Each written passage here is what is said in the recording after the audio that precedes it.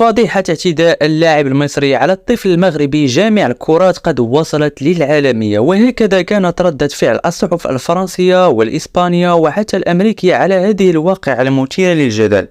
ولكن قبل الدخول في التفاصيل نرجو الإعجاب بالفيديو والاشتراك في القناة لكي يصلك كل جديد. فقط للتذكير، بعد خسارة المنتخب المصري الأولمبي أمام نظيره المنتخب المغربي بهدفين لهدف في نهائي كأس إفريقيا تحت 23 سنة، صدرت العديد من التصرفات غير الأخلاقية من لاعبين المنتخب المصري، وذلك بعد خسارتهم اللقب كضرب المشجع المغربية والإساءة للجمهور وعدم مصافحة رئيس الجامعة المغربية فوزي لقجع من طرف أحد اللاعبين في لقطة غير رياضية أبدا.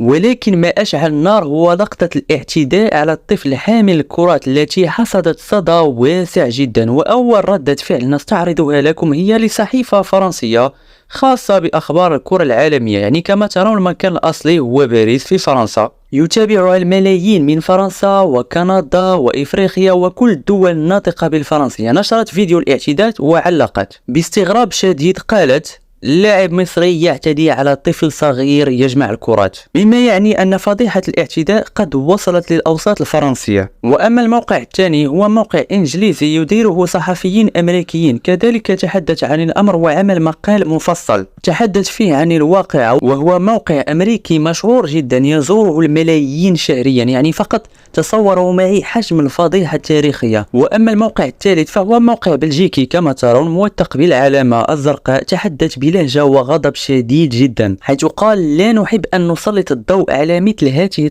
الأفعال والتصرفات، ولكن يجب معاقبة اللاعبين المصريين المتورطين في هذه الأفعال الشنيعة. والكثير من الصحف العالمية قد تداولت الخبر، منها العديد من قنوات الراديو المحلية في إسبانيا، كما أن الخبر قد مر في التلفزيون الهولندي. يعني تقريبا اللاعب لو استمر الأمر على هذا الحال فإن مسيرته الرياضية في خطر كبير جدا، ومن الصعب أن يحترف في أوروبا حاليا. ولكن مع الأسف رغم كل هذا اللقطة لم تأخذ حقها، خصوصا في الإعلام العربي، بسبب قلة النشر وعدم التفاعل مع هذا الحدث. لا تنسوا رجاء الإعجاب بالفيديو والاشتراك في القناة دعما لنا.